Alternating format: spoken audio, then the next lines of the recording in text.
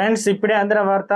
కాంగ్రెస్ కీలక అగ్రనేత అకాల మృతి అంటూ వార్తలు అయితే వస్తున్నాయండి. దీనికి సంబంధించి వివరాలు చెప్పడానికి వీడియో చేయడం జరుగుతుంది. చాలా మంది వీడియోస్ కానీ సబ్స్క్రైబ్ మర్చిపోతున్నారు. దయచేసి ఛానల్ సబ్స్క్రైబ్ చేసుకొని బెల్ ఐకాన్ ఆల్ మీద ట్యాప్ చేయండి. ఇటువంటి ఇంపార్టెంట్ ఇన్ఫర్మేషన్ మిస్ అవ్వకుండా మీ ఫోన్ నోటిఫికేషన్ వస్తుంది.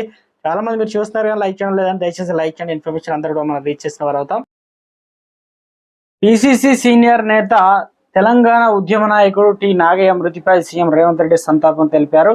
తెలంగాణ ఉద్యమంలో నాగయ్య కీలక పాత్ర పోషించారని ఆయన ఒక ప్రకటనలో తెలిపారు. ఆయన అకాల మరణం కాంగ్రెస్ పార్టీలో తీరని లోటని సీఎం వ్యాఖ్యానించారు. కాంగ్రెస్ పార్టీ సిద్ధాంతాన్ని నమ్మి తన జీవిత కాలం పార్టీ విస్తరణకు కృషి చేశారని రేవంత్ కొనియాడారు.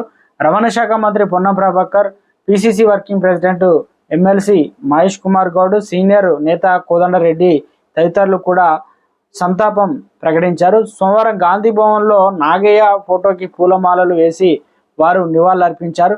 PCC working president Jaggareddy, PCC vice president Niranjan, Ananthula Shyam Mohan తదితరులు నివాళులర్పించి వారిలో ఉన్నారు. ఈ సందర్భంగా నిరంజన్ మాట్లాడుతూ కాంగ్రెస్ పార్టీలో వివిధ హోదాల్లో నాగయ్య పనిచేశారని, వెనుకబడిన వర్గాల అభివృద్ధి కోసం కృషి చేశారని అన్నారు. 1969లో తెలంగాణ ఉద్యమంలో నాగయ్య కీలక పాత్ర పోషించారని ఆయన గుర్తు చేశారు.